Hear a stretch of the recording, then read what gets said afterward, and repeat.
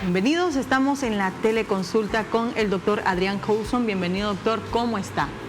Muy bien, gracias. Siempre es un placer estar aquí compartiendo con tu televidencia sobre estos temas que son tan importantes desde el punto de vista de la salud neurológica. Así es, y es la encefalitis autoinmune. Es muy importante que conozcamos también el diagnóstico, los tratamientos, si realmente tiene cura, los factores que inciden también para que esto aparezca. Pero antes hablemos de qué es la encefalitis. Ok, mira, vamos a empezar conceptualizando el tema porque en realidad no es tan conocido, tan común para la población en general saber sobre este tema. Y aquí vienen unos principios básicos. En medicina, todo lo que es itis quiere decir inflamación. Por ejemplo, apendicitis es inflamación del apéndice. Gastritis es inflamación del estómago. Siguiendo esta lógica, encefalitis es un proceso inflamatorio del encéfalo. ¿Qué es el encéfalo? El encéfalo es la estructura del sistema nervioso central que contempla el cerebro, el tallo encefálico y el cerebelo. Entonces quiere decir que los hemisferios cerebrales son parte del encéfalo. Ok, entonces encefalitis es una inflamación ya sea del cerebro, del tallo encefálico o del cerebelo. Ok. Bueno, ¿por qué se da esto? Digamos, puede ser hereditario, se adquiere. Ok. Hay que diferenciar lo que es la encefalitis de la encefalopatía. Okay. La encefalopatía es una disfunción del cerebro o de los hemisferios cerebrales, pero que no necesariamente están asociados a un proceso inflamatorio evidente y obedece a algunas causas diferentes, como por ejemplo la metabólica. Por ejemplo, si un paciente tiene insuficiencia renal y no puede eliminar los tóxicos a través del riñón, esos tóxicos generan cambios en el cerebro y eso se llama encefalopatía. Como el tóxico que se acumula principalmente es la urea, entonces se llama encefalopatía urémica. Por otro lado, si un paciente tiene una enfermedad que afecta el hígado, como por ejemplo una cirrosis hepática, y sabemos que el amonio se metaboliza a través del hígado, al estar el hígado dañado no se elimina el amonio, entonces esto va a generar una alteración en el cerebro por acumulación del amonio que se va a llamar encefalopatía hepática. Esto es bien importante para diferenciarlo porque al momento que nosotros estamos atendiendo a un paciente tenemos que diferenciar entre la encefalopatía y la encefalitis. Ahora bien, la encefalitis. La encefalitis tiene mucha relevancia por diferentes aspectos. Uno de ellos es que puede afectar a diferentes grupos etarios. No va a discernir entre un niño, un adolescente o un anciano. Y lo segundo es que puede llegar a ser una catástrofe clínica e inclusive culminar con la muerte del individuo. ¿Qué cosas pueden inflamar el encéfalo? Entonces vamos a dividirlo en dos grandes grupos. Las enfermedades infecciosas, como por ejemplo la encefalitis viral, donde la familia del herpes, los herpes virus, son las principales, pero además hay una gran lista de virus que pueden generar encefalitis. Y el otro tipo, que es la que nos acontece el día de hoy, que son las encefalitis autoinmunes, en donde aquí no es un virus el que está generando la inflamación, sino que son anticuerpos. El propio sistema inmunológico va a generar anticuerpos que van a atacar al propio tejido neuronal. Perfecto. Ahora bien, ¿qué siente la persona? ¿Cuáles son los síntomas? ¿Cómo se manifiesta en el cuerpo? Mira, las afectaciones en el cerebro va a depender principalmente de las áreas que esté comprometiendo y el nivel del compromiso, ¿verdad? Por ejemplo, sabemos que todas las funciones del cuerpo derivan del cerebro y de áreas específicas del cerebro. Pero dentro de los principales síntomas que presenta un paciente con encefalitis va a ser un estado de confusión. El paciente se va a notar confuso, pero también el paciente puede estar somnoliento. El paciente puede tornarse agresivo.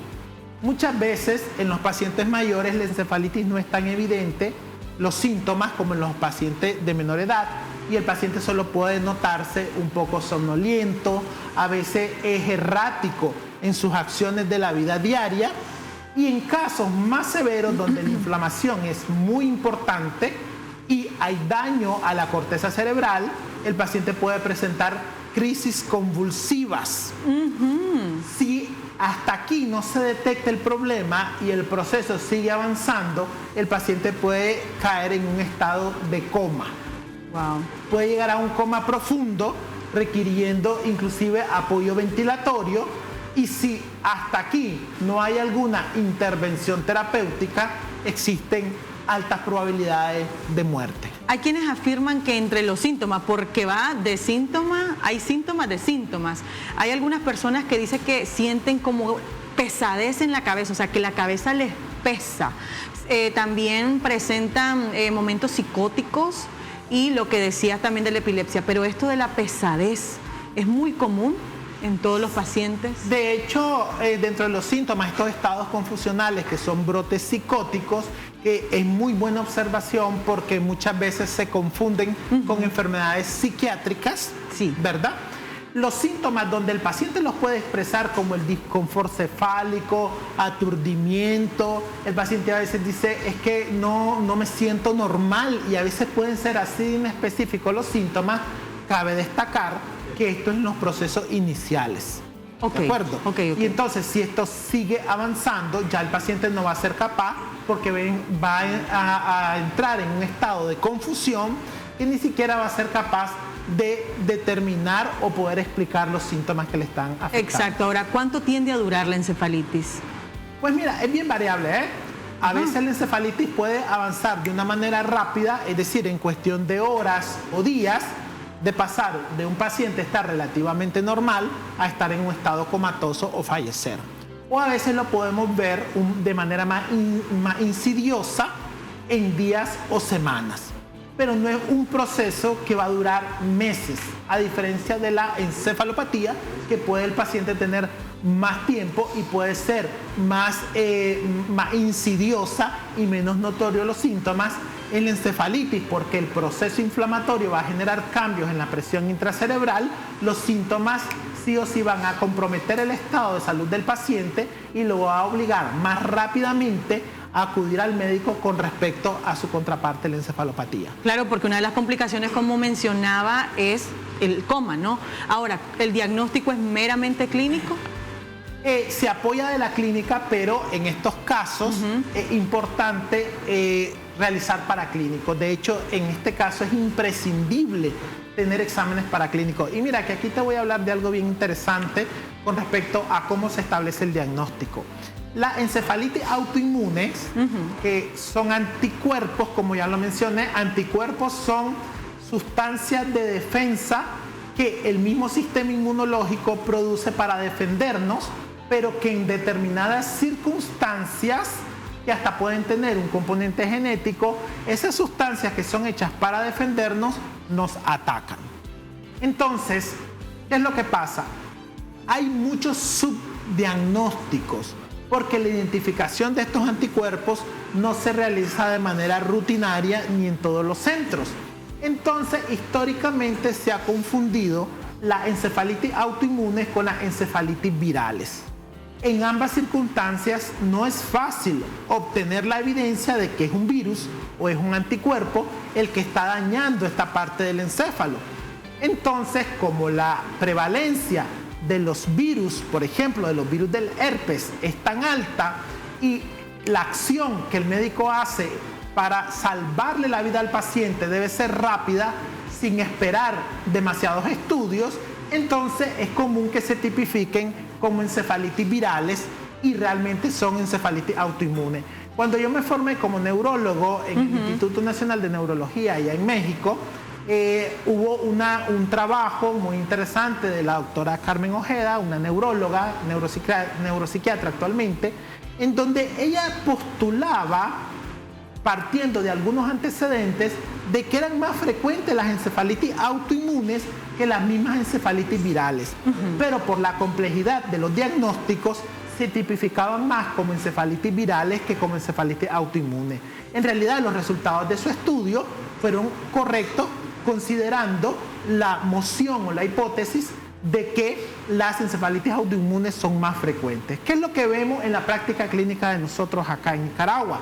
Efectivamente, hemos encontrado más encefalitis autoinmune, inclusive, que encefalitis virales en estos pacientes que los llegamos a hospitalizar enfermos a diferentes niveles, desde enfermedades moderadas hasta pacientes muy graves, en donde no le podemos determinar la presencia del virus. Cuando nosotros excluimos la presencia del virus, lo más probable es que estemos frente a un anticuerpo. Pero la medición de los anticuerpos no es un estudio del que se disponga, entonces lo tratamos con ausencia de la evidencia de la infección viral. ¿Qué dicen los estudios referente a esto? O sea, ¿qué pasa con nuestro sistema inmunológico que hace que las defensas, digamos, nos den golpe de estado? Por ejemplo, ¿qué pasa ahí? Bueno, es una pregunta bastante interesante y de hecho bastante compleja, porque tenemos varios tipos de encefalitis autoinmunes, ¿verdad? A veces hay enfermedades como el lupus eritematoso sistémico, en donde hay daño al cerebro, ¿verdad?, por anticuerpos, y esto no es una encefalitis autoinmune primaria. Se le llama primaria cuando el daño es iniciado en el cerebro en la ausencia de una enfermedad sistémica o que no esté directamente relacionado con la enfermedad sistémica. Y de ahí vienen factores. ¿Te acuerdas que al inicio dije de que pudiera presentarse a cualquier edad? Sí. Lo que varía, aunque los procesos son bien parecidos, que es una inflamación de una área del encéfalo, varía de acuerdo al tipo de anticuerpos que se presentan. Por ejemplo, en los pacientes jóvenes o adolescentes, una de las principales causas de encefalitis autoinmune son las encefalitis por anticuerpos NMDA, se llaman. Estos anticuerpos, que son sobre unos receptores que se dirigen contra unos receptores específicos, se presentan de dos maneras. Primarios, es decir, no hay otro problema en el paciente, pero muchas veces se asocian a algunos cánceres, como por ejemplo los teratomas, que son cánceres ováricos en las mujeres, pueden producir anticuerpos o pueden estimular más bien la producción de anticuerpos anti-NMDA. O sea, en este caso, la encefalitis autoinmune se comportará como algo que nosotros le llamamos un síndrome paraneoplásico.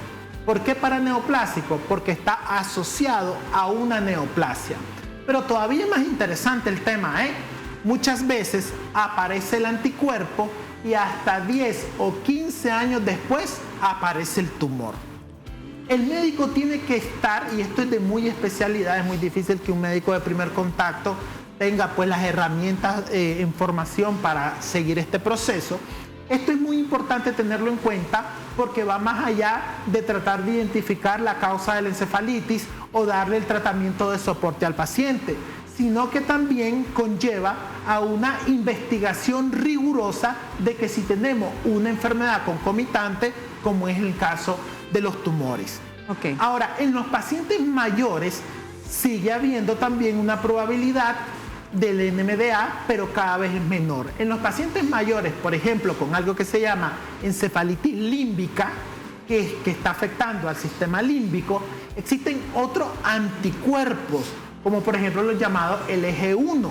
Si yo tengo un paciente mayor de 60 años que viene con un cuadro clínico de encefalitis, de hecho son muy parecidos, estados confusionales, alteración de la alerta, convulsiones, pero tiene más de 60 años, debo de pensar primeramente en un anticuerpo tipo LG1.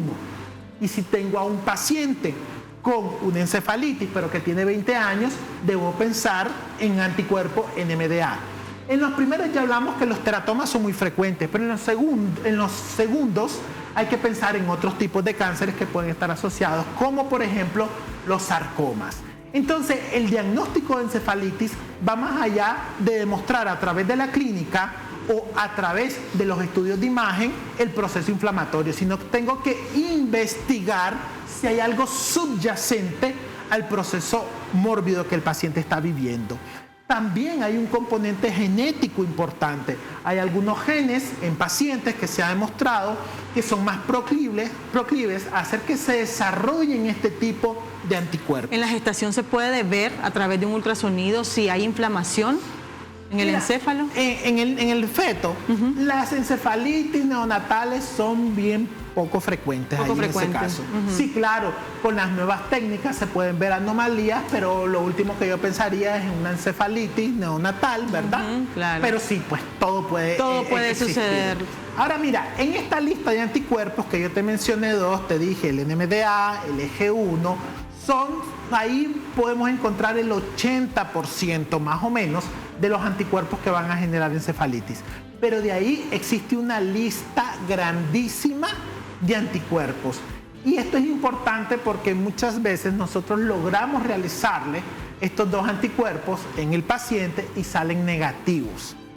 Entonces, a veces le realizamos la búsqueda del virus y está negativo, le realizamos la medición de los dos anticuerpos y están negativos. Entonces ahí viene un problema, ¿cuál es la causa? ¿Y por qué no les enviamos totalmente todos los anticuerpos? Por un tema de costes. En realidad los anticuerpos no se procesan acá, se tienen que mandar externos y eso incurre en altos costes. Yo creo que más adelante con el aumento de los diagnósticos de esta enfermedad se va a facilitar la detección a través de paneles. ¿Qué quiere decir paneles?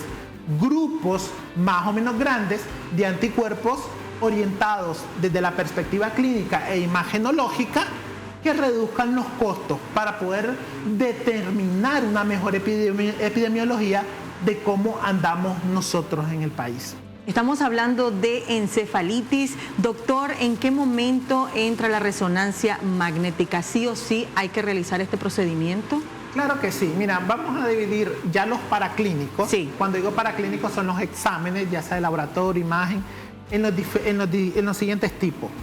El primero son los laboratorios de sangre buscando un proceso inflamatorio o alguna causa alterna. Infecciones, por ejemplo, sistémicas que estén generando algún problema en el cerebro. Entonces ahí se envía un examen que se llama PCR, que es proteína C reactiva, procalcitonina, electrolitos, porque estos pacientes pueden tener alteraciones del sodio, potasio, magnesio, calcio, fósforo, ¿verdad? Sí. Y a veces mediciones para paneles inmunológicos, para perfil inmunológico reumatológico, anticuerpos antinucleares, anti-DNA, beta-glicoproteínas, anticoagulante lúpico, etc. Entonces, para ver si el paciente no está teniendo una enfermedad autoinmune sistémica. Luego vienen los estudios que son propiamente del cerebro. Uno de ellos es el líquido cefalorraquídeo. El líquido cefalorraquídeo lo hacemos a través de la punción de entre dos espacios vertebrales seguros por debajo de la médula para no generar daño. Extraemos ese líquido y ese líquido se manda a estudiar. Y ahí nos van a dar patrones, principalmente buscando causas infecciosas. Hay patrones para virus, para bacterias, para hongos o para enfermedades autoinmunes que suelen ser bastante normales, pero se envían para descartar este tipo de patologías. Luego tenemos un estudio de imagen. Ahora, hay quienes dirán, si algunos médicos están viendo el programa, no, doctor, primero se envía el estudio de imagen y después se envía el estudio del líquido cefalorraquídeo. Bueno, eso sí por algunas circunstancias, ¿verdad? Pero no necesariamente, pero eso sería tema de otra conversación. Sí. Dentro de las imágenes, el estudio más importante es la resonancia magnética. Ahora, muchas veces tenemos que realizar estudio de tomografía porque uno es rápido y está más disponible, ¿verdad? Pero cuando se envía la tomografía es más para descartar otras causas, porque suelen ser normales en los casos de encefalitis autoinmune.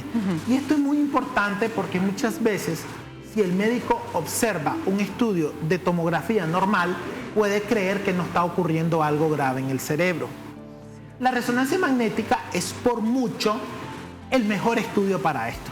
A través de diferentes secuencias o ponderaciones y con el uso del medio del contraste, nosotros pudiéramos determinar una anormalidad e inclusive anormalidades graves que pueden haber sido vistas normales en la tomografía. Ok. Entonces, cuando el paciente llega con un cuadro de encefalitis autoinmune, para ahorrarnos tiempo, costos, etcétera, porque lo tenemos que ver como una carrera contra el tiempo, de un solo o de primera instancia, si tenemos a disposición, deberíamos de enviarle un estudio de resonancia magnética. Muy bien. Luego de la resonancia magnética existen otros estudios de ayuda. como por ejemplo el electroencefalograma. El electroencefalograma tiene dos utilidades principales. Número uno, si sospechamos que el paciente está teniendo crisis convulsiva o en pacientes que tienen alteración del estado de alerta, como por ejemplo está en estupor o coma, nos ayudaría a saber si este paciente está teniendo actividad eléctrica convulsiva, pero que no manifiesta la clínica por su alteración del estado de alerta, o en algunos casos nos ayuda a orientarnos del tipo de encefalitis. Por ejemplo, en la encefalitis herpética existe algo que se llama descargas periódicas lateralizadas en los lóbulos temporales, que es donde principalmente afecta, y esto nos orienta a un tipo de encefalitis. Ok, pero ¿qué pasa, doctor, hablando de la resonancia magnética? No todos podrían ser candidatos porque hay quienes tal vez tienen piezas de metal. Por ejemplo, ¿qué pasa con estos pacientes? Bueno, mira, cuando tú estás realizando los abordajes diagnósticos, tú te puedes encontrar con un montón de trabas. Y no solamente las prótesis o los marcapasos en los pacientes con resonancia magnética, sino que diferentes cosas. Por ejemplo, al realizar la punción lumbar, el paciente es muy obeso, hay mucho tejido adiposo, claro, y es difícil. O el paciente está muy agitado, que es muy difícil realizarle la punción lumbar. O por ejemplo el paciente tiene un problema en la coagulación, que tienes que tener mucha precaución. O el paciente tiene una inflamación muy severa del cerebro, que hay que tener precaución, porque si en estos casos le realizas punción lumbar, puede haber una herniación por cambios de presión. Wow. En el caso, por ejemplo, de los electroencefalogramas, si el paciente está muy agitado, también a veces es bastante difícil de realizarlo. Y en el caso de la resonancia magnética, lo que tú mencionaste, si tiene algún dispositivo de metal que no sea biocompatible, porque ahora hay dispositivos que son biocompatibles con resonancia magnética, pero si el paciente no tiene bien sustentada la documentación, por eso aquí hay un mensaje, siempre documenten lo que le pongan, de qué material es, o que el médico en el futuro pueda tener contacto con la casa que distribuyó dicho material, para ver si es biocompatible. Si no lo tenemos, mejor no le realizamos. Y en este caso se quedan con la tomografía, nada más. Y en este caso tendríamos que trabajar con la tomografía. Ahora, si bien es cierto, los estudios son súper importantes, el mayor valor diagnóstico es el médico, la preparación y la experiencia. Es complejo para ustedes, doctor. Claro, porque tú te tienes que ir adecuando. No es porque tú no tengas una resonancia magnética que va a decir yo no voy a poder establecer el diagnóstico. Por supuesto. Y el último punto, que no lo hacemos de inicio, pero sí tenemos que documentar, como ya lo mencionaba, de acuerdo al contexto clínico, a los hallazgos en los estudios de imágenes, tratar siempre de identificar cuál es el anticuerpo. Y de ahí para allá, todo el aparatoso abordaje diagnóstico, buscar si este anticuerpo es primario o, como ya lo mencioné también, es secundario a un tipo de cáncer que está colaborando en la génesis de la encefalitis. En cuanto a costos, doctor, ¿qué puede ser más caro, los anticuerpos o una resonancia magnética? Fíjate que los anticuerpos son más costosos que la resonancia magnética, y a veces pues el paciente puede decir, bueno, doctor, si me hago uno, ¿para qué me hago el otro? Todos los estudios que mencioné van aportando a hacer el constructo diagnóstico, porque no es lo mismo decir sospecho de encefalitis a decir tienes encefalitis, a decir tienes encefalitis por anticuerpo NMDA, a decir tienes encefalitis por anticuerpo NMDA secundario a un teratoma ovárico. O sea, tienes que ir avanzando en los procesos diagnósticos. Así es. Luego que ya tenemos esa parte, no sé si podemos entrar a la parte terapéutica. Ok, vamos a entrar a la parte terapéutica, pero antes, ¿esto tiene cura? Sí. Tiene cura. Tiene cura, pero ¿te acuerdas que yo dije? Una carrera contra el tiempo. El tema de la encefalitis es que si nosotros no corremos, si el paciente no buscó a la persona más entrenada para resolver esto, o el médico del primer contacto no identificó y refirió, porque estos pacientes no pueden quedarse con el médico de primer contacto, tenemos un reloj de arena que la arena va cayendo. Y al finalizar toda la arena en el reloj, sería el equivalente a la muerte del paciente. Entonces esto tenemos que verlo con la urgencia que lo amerita. Muchas veces en nuestra idiosincrasia, bueno, veo al paciente que está mal, pero hoy es viernes, voy a esperarme al lunes a llevarlo. Este tipo de pensamientos y de acciones van en contra, porque bien, Supongamos que a este paciente se le llevó 3, 4 días después de iniciado el cuadro clínico y le logramos salvar la vida, pero las probabilidades de secuelas son altísimas. Y las secuelas pueden ser múltiples, desde un paciente quedar convulsionando para toda la vida, hasta quedar en un estado técnicamente vegetativo o con amputación de algunas funciones clave como el lenguaje o la interacción con el medio por un proceso de secuelas en el lóbulo frontal que le va a ser incapaz para desarrollarse en la vida diaria. O si la encefalitis dio en un niño que requiere desarrollo motor, este niño puede quedar con secuelas, encamamiento, mal desarrollo cognitivo, del lenguaje, etc. Muy bien. O sea que las secuelas pueden ser catastróficas y esto va a estar definido por el tiempo que nos demoramos en el manejo inicial del paciente.